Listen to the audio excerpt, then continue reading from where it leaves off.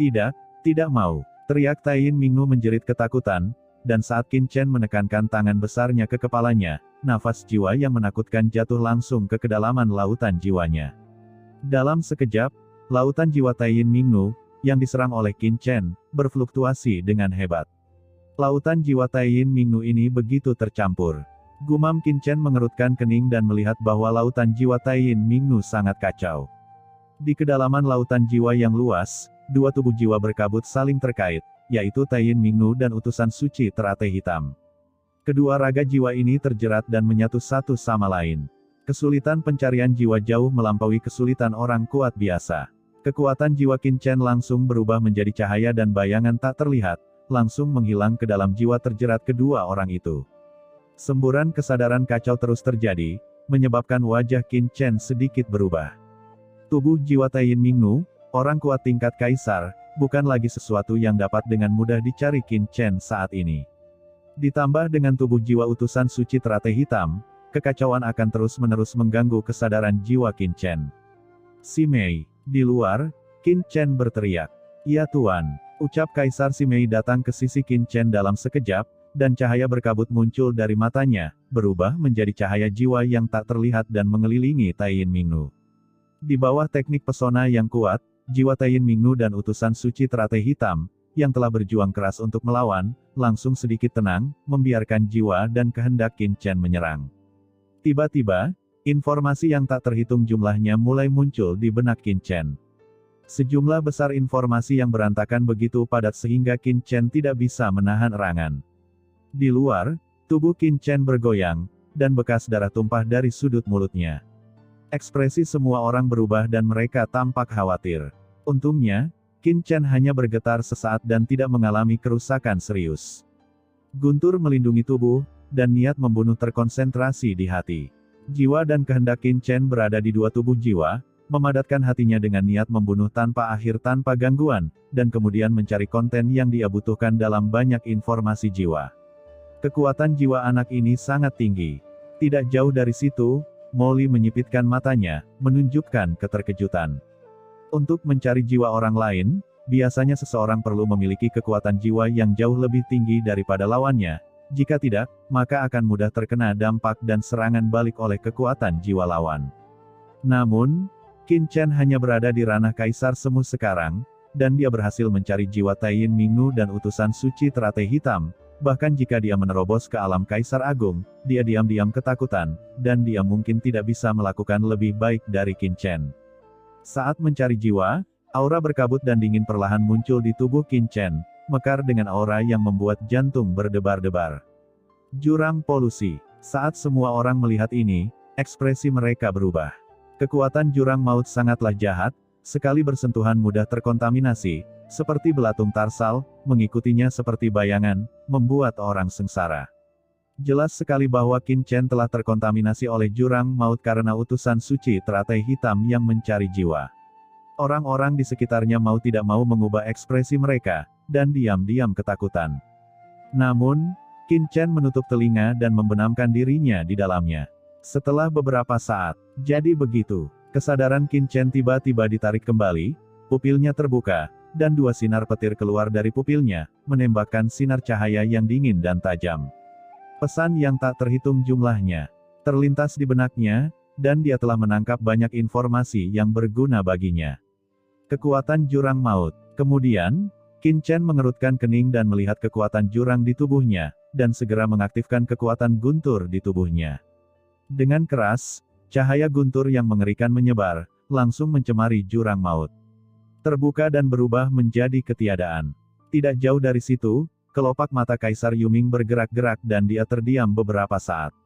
Sial, kekuatan jurang yang membuat seluruh alam semesta sangat menakutkan, bagaimana orang ini bisa semudah makan dan minum. Nak Qin Chen, apa yang ada dalam pikiran Taiyin Mingnu? Ucap Kaisar Yuming buru-buru melangkah maju untuk bertanya. Masalah permaisuri Ming Yue sebenarnya tidak ada hubungannya dengan dia. Ucap Qin Chen menyipitkan matanya dan menjelaskan kepada semua orang. Seperti yang dikatakan utusan suci teratai hitam sebelumnya, alasan mengapa Taiyin Mingnu mampu menerobos ke ranah Kaisar Agung memang karena kedatangan utusan suci teratai hitam tahun itu, bukannya mengkhianati permaisuri Ming Yue. Dan setelah berhasil menerobos ranah Kaisar Agung, ia juga berhasil menjadi salah satu dari 3 Kaisar Agung Laut Bencana Abadi, dan memiliki kualifikasi untuk duduk di sini. Namun, menurut pengamatan Taiyin Mingnu selama bertahun-tahun, alasan mengapa Laut Bencana Abadi dapat hidup damai dan harmonis selama bertahun-tahun adalah karena pasti ada ahli terkemuka yang merencanakannya secara rahasia, dan orang tersebut di balik plot ini kemungkinan besar adalah Kaisar Wu Yueming dan Kaisar Yama. Seseorang di antara 24 Kaisar Agung. Selain itu, menurut analisis Taiyin Mingnu, ketika Sun Mingnu dan Bintang Kegelapan Mingnu menerobos ke ranah Kaisar Agung, seseorang pasti telah mengkhianati permaisuri Ming Yue dan mengambil keuntungan dari orang-orang di balik rencana kesuksesan tersebut. Namun orang ini kini bersembunyi di Lautan Bencana Abadi, diam-diam mematuhi perintah orang yang mengatur rencananya, dan telah menunggu hingga hari ini. Hanya saja siapa di antara keduanya yang mengkhianati permaisuri Ming Yue, Taiyin Mingnu masih belum jelas. Selama bertahun-tahun, dia hanya berusaha sekuat tenaga untuk berintegrasi dengan utusan suci teratai hitam, berusaha mendapatkan kesempatan warisan yang ditinggalkan permaisuri Ming Yue. Karena menurut analisisnya, ketika permaisuri Ming Yue pergi, dia pasti telah meninggalkan peluang warisan tertinggi di Lautan Bencana Abadi ini, dan sejauh ini belum diambil oleh siapapun. Hanya saja sangat sulit untuk mendapatkan warisan itu. Ketiga gadis dunia bawah diam-diam memikirkan berbagai cara, tapi mereka tidak bisa mengendalikan Lautan Bencana Abadi, jadi mereka tidak punya pilihan selain menyerah. Mendengarkan cerita Qin Chen, Kaisar Yuming mengerutkan kening. Apakah hilangnya permaisuri Ming Yue karena rancangan Kaisar Wu Yueming dan Kaisar Yama, ditambah pengkhianatan gadis meter di bawah komandonya? Dia menggelengkan kepalanya berulang kali. Dengan kekuatan permaisuri Ming Yue, bagaimana dia bisa dijebak untuk hal kecil ini? Kalau dipikir-pikir, itu pasti masih ada hubungannya dengan klan Abyss. Dengan cara ini, selain berkolusi dengan 4 kaisar lainnya, salah satu dari 2 gadis besar dunia bawah kemungkinan besar juga berkolusi dengan klan Abyss. Tidak, hanya karena identitas gadis dunia bawah, mustahil untuk berkolusi dengan klan Abyss.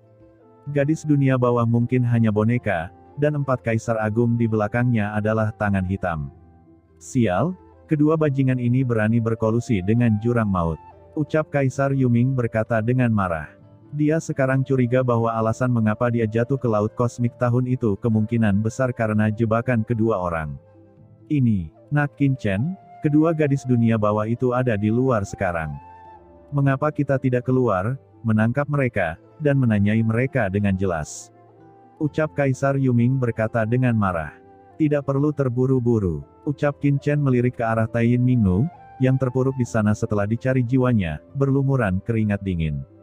Kemudian dia melihat kehampaan Pulau Taiyin di luar gua, dan berkata dengan dingin, karena beberapa dari 2 gadis meter ini berkolusi, berita di sini pasti akan disebarluaskan. Dengan kekuatan Kaisar Neraka Yama dan Kaisar Wu Yueming, saya khawatir tidak akan lama lagi mereka akan turun ke Laut Bencana Abadi. Kata Qin Chen menggelengkan kepalanya. Jika Kaisar Yama dan Kaisar Wu Yueming datang, apakah tidak ada yang bisa menghentikan mereka? Itu hanya akan menimbulkan krisis. Apa yang harus kita lakukan? Ucap Kaisar Yuming mengerutkan kening. Dia juga tahu bahwa apa yang dikatakan Qin Chen masuk akal. Dengan keadaan sisa jiwanya saat ini, proyeksi Kaisar Yama dan Kaisar Wu Yueming hampir sama.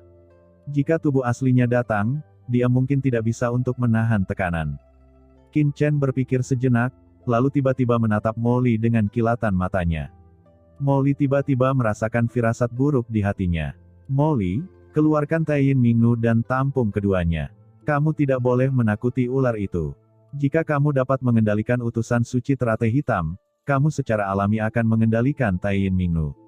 Sangat cocok bagimu untuk pergi. Ucap Qin Chen langsung memerintahkan, tentu saja, saya juga akan meninggalkan asuransi untuk Anda. Begitu dia selesai berbicara, Qin Chen tiba-tiba mendatangi tubuh Taiyin Mingnu yang lemas. Di matanya yang ketakutan, dia menekan bagian atas kepalanya dengan telapak tangan. Kekuatan guntur, tanda jiwa dari niat membunuh. Cahaya guntur yang mengerikan, dibungkus dengan niat membunuh, langsung memasuki lautan jiwa Taiyin Mingnu, dan kemudian meninggalkan tanda guntur berisi niat membunuh yang tak ada habisnya di lautan jiwa. Merasakan aura yang begitu menggelegar, rasa panik muncul dari lubuk jiwa utusan suci teratai hitam yang telah bergabung dengan Taiyin Mingnu. Dia memiliki perasaan bahwa hanya satu pikiran dari Qin Chen dapat meledakkan rune guntur dan merusak jiwa dirinya dan Taiyin Mingnu. Oke, saya telah menanamkan jimat di pikiran Taiyin Mingnu untuk Anda. Jika dia tidak menuruti perintah Anda, saya akan membuat hidupnya lebih buruk daripada kematian, kata Qin Chen dengan ringan. Sialan, apa maksudmu aku mengendalikan Taiyin Mingnu? Dia jelas-jelas dikendalikan olehnya. Gumam Molly memiliki ekspresi gelap di wajahnya ketika dia mendengar ini, dan kelopak matanya tidak bisa menahan untuk tidak bergerak-gerak liar. Bagus dia bisa mengendalikan Taiyin Mingnu dengan mengendalikan utusan suci teratai hitam, tapi sekarang Qin Chen telah menanamkan jimat ini di pikiran Taiyin Mingnu. Jika dia punya pemikiran lain, Qin Chen bisa langsung merusak pikiran Taiyin Mingnu. Dia lebih banyak kehilangan daripada keuntungannya, dia mencuri ayamnya tetapi kehilangan nasinya. Orang ini terlalu berbahaya. Bagaimana denganmu? Ucap Molly mau tidak mau bertanya. Tentu saja ada hal yang lebih penting yang harus aku lakukan. Ucap Qin Chen memandang lubang hitam dari genangan darah jurang di dalam gua dengan tatapan samar. Menurut ingatan Taiyin Mingnu, lubang hitam dari genangan darah jurang mengarah ke kedalaman laut bencana abadi. Sisi, aku akan membawamu ke laut bencana abadi sekarang juga. Qin Chen bergumam dalam hatinya bahwa dia tidak pernah melupakan tujuannya datang ke dunia bawah. Molly, aku serahkan Pulau Taiyin ini padamu. Ketika dia selesai berbicara, Qin Chen tidak membuang waktu.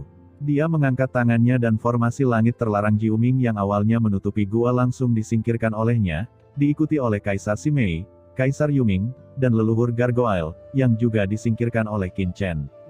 Kemudian tubuh Qin Chen bergoyang, dan dia tiba-tiba menyapu ke arah jurang genangan darah, dan seluruh tubuhnya tiba-tiba menghilang, hanya menyisakan Molly dan Taiyin Mingnu. Molly tampak kosong. Qin Chen, anak ini, baru saja meninggalkannya di sini. Iblis Qin ini sangat menjijikkan. Dia memintaku membereskan kekacauan ini untuknya. Apa kamu benar-benar mengira aku adalah adiknya? Gumam Molly matanya keruh dan tidak menentu, dan wajahnya sangat jelek. Jika Anda adalah anak yang sangat beruntung, Anda tidak perlu melihat wajah orang lain. Pada saat ini, leluhur iblis Luo tiba-tiba tertawa. Nak Molly, menurutku ini hal yang baik. Apa? Hal yang bagus. Ucap Molly mengerutkan kening. Fakta bahwa Tuan Qin Chen dapat menyerahkan semua urusan Pulau Taiyin kepada Anda, berarti dia sudah mempercayai Anda. Hei, bukankah kemungkinan Anda menjadi pengurus utamanya meningkat beberapa poin persentase? Ucap leluhur iblis Luo terkekeh. Molly tertegun. Mengapa leluhur iblis Luo ini begitu budak? Kemudian, Molly melihat ke arah Taiyin Mingnu di samping, matanya seperti kilat. Dia melihat langsung ke jimat niat membunuh yang menggelegar di benaknya, dan mencibir, apakah ini kepercayaan yang kamu bicarakan? Leluhur iblis Luo berkata sambil tersenyum, Nak Molly, kamu harus melihat sesuatu dari kedua sisi. Alasan mengapa Qin Chen menanamkan tanda jiwa di pikiran Taiyin Mingnu jelas bukan karena dia tidak mempercayaimu, tetapi karena dia tidak percaya Taiyin Mingnu dan utusan suci teratai hitam. Paling tidak, dia tidak meninggalkan bekas jiwa di lautan jiwamu bukan? Mendengar ini, niat membunuh Molly begitu tinggi sehingga dia berkata dengan marah, aku tidak pernah lebih lemah dari orang lain dalam hidupku, jadi bagaimana aku bisa menjadi antek orang lain? Jika dia berani menanam tanda jiwa, aku harus memberitahu dia apa artinya untuk dibakar dengan batu giok dan batu. Ya, kamu benar, semua yang kamu katakan benar, kamu luar biasa. Kata leluhur iblis Luo memutar matanya dan berseru. Nada apa yang kamu bicarakan? Ucap Molly berkata dengan marah, apa kamu tidak percaya? Saya percaya, tentu saja saya percaya. Ucap leluhur iblis Luo berkata dengan santai, tetapi apakah saya percaya atau tidak, itu tidak mempengaruhi prioritas utamamu, yaitu memikirkan dulu bagaimana cara menyelesaikan masalah di sini. Jika Anda membuat anak itu tidak bahagia, siapa yang akan membantu Anda menyelamatkan Qian? Apakah saya benar? Molly langsung terdiam. Sejenak, dia menarik napas dalam-dalam, menoleh ke arah Taiyin Mingnu, dan merasakan lautan jiwa dipenuhi memar di tubuh mereka. Mata Molly berkilat, dan dia mengulurkan tangan dan menekan langsung ke kepala Taiyin Mingnu. Molly memobilisasi kekuatan jauh di dalam inti jiwa, dan kekuatan jurang yang murni dan mengerikan langsung mengalir ke lautan jiwa Taiyin Mingnu, membungkus dua inti jiwa yang terjerat. Utusan suci teratai hitam, yang sebelumnya telah secara paksa menyatu dengan jiwa Dewi Taiyin dan dicari jiwa oleh Qin Chen, dipelihara oleh kekuatan ini, dan tiba-tiba dia mengerang panjang dan gemetar tak terkendali. Apa yang membuat dia dan Taiyin Mingnu tidak dapat dipercaya adalah bahwa jiwa awalnya yang memar dan Taiyin Mingnu sembuh dengan kecepatan yang terlihat dengan mata telanjang di bawah kekuatan jurang, dan kembali normal dalam sekejap. Jiwa mereka bulat dan halus, dan mereka segera memancarkan aura kemakmuran yang besar. Terlebih lagi, nafas roh yang menakutkan keluar dari jiwa kedua orang tersebut. Utusan suci teratai hitam dan Taiyin Mingnu terkejut saat mengetahui bahwa tingkat fusi jiwa mereka tiba-tiba meningkat dari semula 50% menjadi sekitar 60 hingga 70%, yang merupakan peningkatan pesat. Ini, gumam Taiyin Mingnu mengulurkan tangannya, dan aura kaisar mengembun di sekujur tubuhnya, yang menjadi semakin mengerikan. Dia menjabat tangan kanannya dengan ringan, dan aura kaisar yang mengerikan memenuhi udara. Kekosongan di sekitarnya bergetar hebat, dan kemudian langsung runtuh. Kultivasi saya telah meningkat pesat, ucap Taiyin Mingnu berkata tidak percaya. Saat ini, kekuatan Kaisar Agung di tubuhnya setidaknya 50% lebih kuat dari sebelumnya, yang setidaknya setara dengan era latihan kerasnya. Taiyin, inilah kekuatan keluarga kerajaan kami. Apakah kamu sudah merasakan kekuatan keluarga kerajaan? Ucap utusan suci teratai hitam juga gemetar karena kegembiraan. Upaya Molly menyelamatkan kerja kerasnya selama bertahun-tahun dan memungkinkannya untuk berintegrasi dengan Taiyin Mingnu ke tingkat yang baru. Perasaan ini begitu baik hingga lepas landas. Keluarga kerajaan, gumam Taiyin Mingnu menatap Molly dengan mata berapi-api. Dia merasa selama pihak lain melakukan ini lagi, budidayanya akan cukup untuk dianggap sebagai pemimpin di antara banyak kaisar besar di dunia bawah. Ya, aku sudah mengatakan bahwa merupakan kehormatan bagimu untuk berlindung di keluarga kerajaan. Ketika saatnya tiba, jiwamu dan jiwaku menyatu sepenuhnya, kamu akan cukup untuk menjadi eksistensi terkemuka di dunia bawah. Pada saat itu, siapa yang akan berani untuk tidak menaati kekuatan ilahi Anda? Ucap utusan suci teratai hitam berkata dengan penuh semangat, dan proses ini, hanya mengandalkan kerja keras Anda dan saya, akan memakan waktu setidaknya bertahun-tahun untuk mencapainya. Tetapi jika keluarga kerajaan mengambil tindakan, itu tidak akan memakan waktu lama bagi kita menjadi terintegrasi sepenuhnya. Saya, gumam Taiyin Mingnu merasakan kekuatan mengerikan melonjak di tubuhnya, dan hatinya langsung menjadi panas. Alasan mengapa dia memilih untuk bergabung dengan utusan suci teratai hitam saat itu adalah untuk menjadi lebih kuat. Sekarang dia memiliki kesempatan seperti itu, mengapa dia masih ragu-ragu? Apakah ada perbedaan antara berlindung pada Molly dan yang lainnya dan berlindung pada utusan suci teratai hitam? Apalagi, jiwa Taiyin Mingnu merasakan jimat niat membunuh yang menggelegar di benaknya, dan utusan suci teratai hitam yang 60-70% menyatu dengannya, sekarang hidupnya sudah di tangan pihak lain, kenapa dia masih menahan diri? Memikirkan hal ini, Taiyin Mingnu segera membungkuk ke arah Molly, memperlihatkan sosok anggun dan kulit putih di kerahnya, dan berkata dengan hormat, Taiyin, saya telah bertemu Tuan Molly. Molly melihat sosok Taiyin Mingnu yang menggoda, dan ekspresinya tiba-tiba berubah menjadi jelek. Orang-orang ini vulgar sekali, apakah menurut mereka kulit mereka menarik? Dibandingkan dengan Qian, perbedaannya tidak lebih dari awan dan lumpur, yang menodai matanya. Kenakan pakaianmu, ucap Molly mendengus dingin. Taiyin Mingnu terkejut dan buru-buru berkata, ya Tuan. Saat dia berbicara, baju besi bagian dalam Taiyin Mingnu langsung ditutupi dengan lapisan baju besi luar yang hitam pekat dan ganas, memancarkan aura jahat dan dingin. Cukup bagus, ucap Molly mengangguk. Tuan, apa yang harus kita lakukan sekarang? Ucap Taiyin Mingnu berkata dengan hormat. Apa yang bisa kita lakukan? Anda telah mendengar apa yang dikatakan Qin Chen sebelumnya. Anda adalah penguasa Pulau Taiyin. Sun Mingnu dan bintang gelap Pluto sekarang berada di luar Pulau Taiyin. Mari kita stabilkan mereka dan mengulur waktu bagi Qin Chen. Ucap Molly mendengus tidak puas. Utusan suci teratai hitam mendengar nada tidak puas Molly dan segera berkata, Tuan, mengapa kita harus mendengarkan anak itu? Dengan status Anda sebagai keluarga kerajaan, Anda pasti akan menjadi pilihan terbaik untuk memerintah dunia bawah di masa depan. Mengapa kita tidak bekerja sendiri saja, atau bekerja sama dengan kaisar besar lainnya di dunia bawah diam-diam? Ucap utusan suci teratai hitam memberi saran. Lancang, bentak Molly menoleh dan tiba-tiba melihat ke arah utusan suci teratai hitam. Dampak jiwa yang mengerikan langsung menembus alis Taiyin Mingnu dan langsung menembus ke dalam jiwa utusan suci teratai hitam. Utusan suci teratai hitam tiba-tiba menjerit, seluruh tubuhnya terasa seperti terbakar, dan dia merasakan sakit yang luar biasa. Saya tidak ingin mendengar hal yang sama untuk kedua kalinya, ucap Molly mendengus dingin. Ya Tuan, ucap utusan suci teratai hitam pulih dari rasa sakit yang parah, buru-buru berlutut, seluruh tubuhnya gemetar, dan berkata dengan ngeri. Pada saat ini, dia bahkan merasa seperti akan kehilangan jiwanya.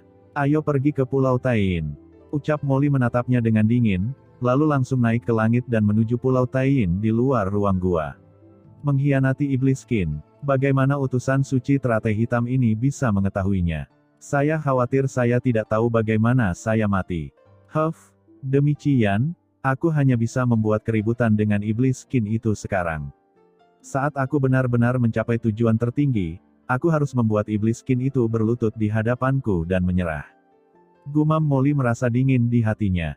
Saat berikutnya, kekosongan itu terbelah, dan Molly serta Taiyin Mingnu merobek kekosongan itu dan kembali ke Pulau Taiyin.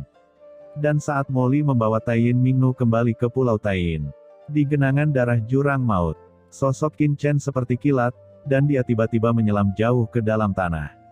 Di dasar genangan darah jurang, nafas jurang yang tak terlihat terus-menerus muncul dari udara tipis, bertahan, dan langsung dimusnahkan dan dimakan oleh Qin Chen. Harus ada celah kosong menuju jurang maut di sini, sehingga bisa terus menarik kekuatan jurang maut. Qin Chen mengaktifkan jantung ruang, menatap sekeliling, dan berpikir sendiri. Dari ingatan Taiyin Mingnu dan utusan suci teratai hitam, Qin Chen telah lama mengetahui bahwa ruang di bawah genangan darah jurang adalah tempat utusan suci teratai hitam datang ke dunia bawah. Namun, celah kosong ini sekarang telah diperbaiki secara tidak terlihat oleh jalan asli dunia bawah, dan tidak mungkin lagi menggunakan ini untuk menuju ke jurang maut. Qin Chen terus terbang, dan setelah mencapai kedalaman ruang tak berujung di dasar gua, tidak peduli berapa lama, mata Qin Chen tiba-tiba terbuka dengan keras. Dasar laut yang luas, gelap dan dalam muncul di depan Qin Chen. Saat dia muncul di sini, aura dosa yang mengerikan menghantam Qin Chen dengan keras seperti palu yang berat. Aura berdosa sama menakutkannya dengan bintang neutron yang tak terhitung jumlahnya yang runtuh. Tubuh Qin Chen langsung mengeluarkan suara erangan. Dia mengerang, membuka mulutnya dan mengeluarkan seteguk darah. Qin Chen buru-buru mengaktifkan aura pembunuh yang tak ada habisnya di tubuhnya, dan aura pembunuh yang mengerikan menyelimuti Qin Chen. Tapi aura dosa terus masuk, dan aura pembunuh di sekitar Qin Chen terus berputar, sepertinya dia tidak bisa bertahan lama. Betapa kekuatan penindas dosa yang mengerikan. Gumam Qin Chen mengangkat kepalanya karena terkejut. Di bawah tekanan aura dosa ini, bahkan jika dia dilindungi oleh aura niat membunuh, tulang fisik Qin Chen masih mengeluarkan suara berderak, dan seluruh tubuhnya melambat. Retakan padat perlahan muncul, darah perlahan merembes keluar darinya. Hati-hati, Qin Chen. Ini berada di dalam laut bencana abadi. Tempat ini berisi sumber teror yang ditinggalkan oleh permaisuri Ming Yue saat itu. Anda tidak dapat menahannya dengan tingkat kultivasi Anda saat ini. Ucap Kaisar Yuming tiba-tiba berkata dengan cemas, dan kekuatan dosa ini tidak hanya akan menekan dan menggosok tubuhmu, tetapi juga menyerang jiwamu. Kamu harus berhati-hati. Sebelum Kaisar Yuming menyelesaikan kata-katanya, aura dosa yang menakutkan berubah menjadi awan tak terlihat dan langsung meledak ke lautan jiwa Qin Chen. Nafas dosa yang mengerikan berubah menjadi dampak awan yang tak terlihat, langsung menyerang lautan jiwa Qin Chen. Pikiran Qin Chen dipenuhi dengan rengekan yang mengerikan, dan dia tiba-tiba merasa pusing.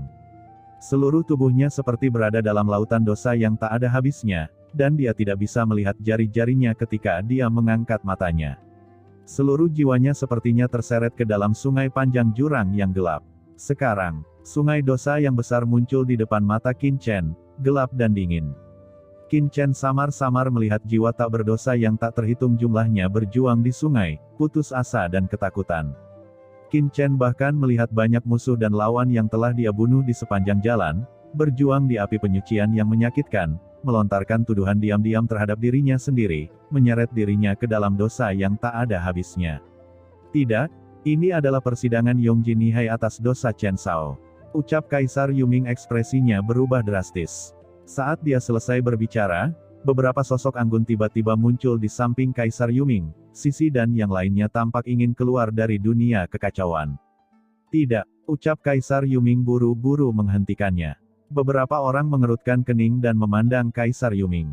Ditatap oleh beberapa orang, Kaisar Yuming merasa sangat dingin, merasa seperti sedang ditatap oleh keberadaan yang mengerikan. Dia terkejut dan buru-buru berkata, "Nona Sisi, Anda adalah keturunan permaisuri Ming Yue. Jika Anda memasuki laut bencana abadi dengan gegabah, itu pasti akan memicu kerusuhan di laut bencana abadi. Pada saat itu, kamu pasti akan menarik perhatian banyak orang berkuasa dan tidak akan ada cara untuk melarikan diri. Terlebih lagi, saat ini Anda belum mengendalikan kekuatan lautan bencana abadi ini. Begitu Anda muncul, aura lautan bencana abadi akan menyapu dengan gila-gilaan. Pada saat itu, lebih banyak kekuatan dosa akan memasuki tubuh Qin Chen, yang mana akan menyebabkan kerugian fatal baginya," ucap Kaisar Yuming dengan suara yang dalam. "Lalu bagaimana aku bisa membantu Chen?" ucap Sisi tampak cemas. "Kita hanya bisa menunggu," ucap Kaisar Yuming berkata dengan tergesa-gesa. Dengan latar belakang Qin Chen, lautan bencana abadi ini mungkin tidak dapat menghakiminya. Jika kita mengambil tindakan gegabah, itu akan merugikan niat baiknya. "Apa, menunggu?" ucap beberapa orang terlihat jelek, yang paling tidak mereka sukai adalah menunggu. Hal ini dapat membuat orang merasa tidak berdaya. Sisi tidak bisa menahan diri untuk tidak mengepalkan tangannya. Namun, semua orang hanya bisa menunggu dengan sabar saat mereka menyaksikan Qin Chen tenggelam ke dunia luar. Pada saat ini, jiwa Qin Chen ada di laut. Sungai dosa yang mengerikan telah menyelimuti dirinya sepenuhnya, dan kuasa dosa yang bergulir seperti lautan luas, terus-menerus menyapu, mencoba menelan Qin Chen sepenuhnya. Kekuatan dosa ini begitu menakutkan sehingga bagi orang biasa, bahkan seorang kaisar yang kuat pun akan langsung jatuh ke dalamnya dan mengalami koma. Tapi Qin Chen mengambang di dalamnya, merasakan kebencian dan dosa yang tak ada habisnya datang dari segala arah, dan seluruh tubuhnya tiba-tiba tersenyum. "Ingin menghakimiku," ucap Qin Chen mengangkat kepalanya, melihat bayangan orang-orang yang telah dibunuh olehnya, dan berkata dengan tenang, "Saya telah membunuh banyak orang dalam hidup saya, tetapi mereka semua adalah orang-orang yang pantas untuk dibunuh." Dia mengambil satu langkah ke depan dan berjalan di sungai dosa yang luas. Aura pembunuh yang mengerikan melonjak di tubuhnya, menolak kekuatan dosa-dosa ini. Merasakan aura pembunuh di tubuh Qin Chen, kekuatan berdosa ini langsung menjadi geram. Kekuatan dosa yang menakjubkan menyerang Qin Chen dengan cara yang semakin menakutkan, terus-menerus berdampak pada jiwa Qin Chen. Tapi Qin Chen menutup mata dan hanya menyipitkan matanya dan mencibir, langit dan bumi terbagi menjadi yin dan yang, dan ada yang baik dan yang jahat. Membunuh orang yang tidak bersalah adalah dosa dan Anda bisa jatuh ke api penyucian. Tapi membunuh orang yang pantas dibunuh bukanlah suatu dosa, melainkan sebuah pahala. Saya, Qin Chen, telah membunuh banyak orang sepanjang hidup saya, tetapi saya hanya mempertahankan pahala dan tidak meninggalkan jejak dosa. Tak seorang pun di dunia ini yang bisa menilaiku kecuali diriku sendiri. Pelangi ilahi muncul dari mata Qin Chen, dan saat dia selesai berbicara, cahaya guntur yang terang tiba-tiba keluar dari tubuhnya, bertabrakan dengan sungai dosa. Ada ledakan keras, dan seluruh sungai dosa bergetar hebat. Dalam sekejap, hantu yang tak terhitung jumlahnya hancur, dan aura dosa yang tak ada habisnya langsung berubah menjadi kekuatan Tao murni di bawah kekuatan guntur, mengalir langsung ke tubuh Qin Chen. Di dalam jiwa, berdengung, jiwa Qin Chen tiba-tiba meningkat dengan kecepatan yang mencengangkan dan berkembang pesat. Pada saat yang sama, kekuatan dosa yang terus-menerus mengikis tubuh Qin Chen di lautan bencana abadi dengan cepat memasuki tubuhnya dan memberi nutrisi pada tubuhnya. Tubuh yang awalnya terluka sembuh dengan kecepatan yang terlihat dengan mata telanjang, dan segera, aura samar kaisar keluar dari tubuh Qin Chen. Melihat pemandangan seperti itu, ekspresi Kaisar Yuming langsung menjadi kusam, dan dia benar-benar bingung. Bergaul dengan dosa, jalan dosa di lautan dosa abadi ini, bukannya gagal menghakimi anak ini, malah menyetujui anak ini. Mata Kaisar Yuming terbuka lebar, dan dia tidak percaya dengan apa yang dilihatnya. Hidup seringkali penuh dengan dosa, bahkan seorang anak kecil pun bisa menginjak seekor serangga dan membunuhnya. Begitu seseorang memasuki sungai dosa, bahkan hal negatif sekecil itu pun akan semakin membesar. Inilah alasan mengapa Kaisar Yuming tidak berani melawan kuasa dosa dengan mudah. Sebagai 4 kaisar besar, dia telah membunuh terlalu banyak pembudidaya hantu dan melakukan terlalu banyak dosa. Namun jika menyangkut Qin Chen, kekuatan luar biasa dari dosa-dosa tersebut gagal membunuhnya, melainkan menjadi sumber penguatan tubuhnya. Bagaimana mungkin Kaisar Yuming tidak terkejut dengan hal ini? Jika Kaisar Yuming tidak secara samar-samar mengetahui asal-usul Qin Chen, dia hampir mengira bahwa Qin Chen adalah anak tidak sah dari permaisuri Ming Yue. Setelah beberapa saat, Qin Chen tiba-tiba membuka matanya. Pada saat ini, kuasa dosa mengalir di sekelilingnya, tetapi kuasa dosa ini tidak dapat menyakitinya sama sekali. "Chen!" ucap Sisi dan yang lainnya berteriak kegirangan. Qin Chen memandang dengan lembut ke beberapa orang dan berkata sambil tersenyum, "Sisi, ketika aku sampai di inti lautan bencana abadi, aku akan melepaskanmu." Tanpa erosi kekuatan dosa, kecepatan Qin Chen meningkat pesat di lautan bencana abadi ini, dan dia dengan cepat melonjak menuju kedalaman lautan bencana abadi. "Chen, aku merasakannya. Sepertinya ada sesuatu yang menarikku ke arah depan." Tiba-tiba, Sisi sepertinya merasakan sesuatu dan berbicara dengan tergesa-gesa. "Apakah ada sesuatu yang menarik perhatianmu?" Gumam Qin Chen, matanya berkedip dan dia segera terbang ke arah yang ditunjuk oleh Sisi. Saat Qin Chen melangkah lebih dalam, kekuatan dosa di sekitarnya menjadi semakin kuat, bahkan membuat Qin Chen, yang telah memurnikan sebagian dari kekuatan dosa, merasa tercekik. Segera, Qin Chen terkejut melihat pusaran air hitam yang mengerikan muncul tidak jauh dari sana. Pusaran air ini seperti tornado bawah tanah, menyapu terus-menerus, membentuk formasi yang menakutkan di dalam tanah. Di tengah formasi, ada sebuah istana gelap yang berdiri samar-samar, mekar dengan kecemerlangan ilahi yang tak ada habisnya. Itu adalah istana permaisuri Ming Yue di lautan bencana abadi ini. Ucap Kaisar Yuming berkata dengan penuh semangat, "Tempat ini pasti tempat tinggal permaisuri Ming Yue saat itu, dan di istana ini, pasti ada warisan dan harta yang ditinggalkan oleh permaisuri Ming Yue. Ayo, cepat." Hati Qin Chen tergerak, dan dia melangkah maju, tetapi begitu dia mendekati formasi, tiba-tiba, di atas istana, bayangan sederhana dari piano ajaib tiba-tiba muncul. Piano ajaib ini memancarkan aura yang membuat jantung berdebar-debar, seolah merasakan kehadiran orang luar. Saat dia mendekat, suara berirama langsung keluar. Musik yang menakutkan itu seperti pedang tajam yang mencapai langit dan menebas ke arah Qin Chen begitu cepat sehingga tidak ada waktu untuk bereaksi. Qin Chen merasakan perasaan krisis yang kuat muncul di benaknya, dan dia buru-buru mengeluarkan pedang ilahi pembunuh balik dan meletakkannya di depannya. Dengan keras, momentum besar menghantamnya, dan Qin Chen terbang mundur. Tulangnya patah, dan seteguk darah muncrat dari mulutnya. Kemudian, udara tak terlihat memenuhi udara, menutupi Qin Chen, dan dengan kepulan, itu akan merobek Qin Chen di tempat. Qin Chen buru-buru mengaktifkan jantung ruang angkasa di dunia kekacauan.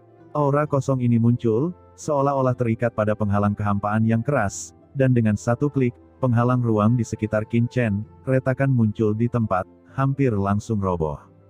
Hampir saja, gumam Qin Chen mundur dengan liar, dan setelah meninggalkan istana, piano ajaib berhenti menyerang, dan Qin Chen sudah berkeringat dingin.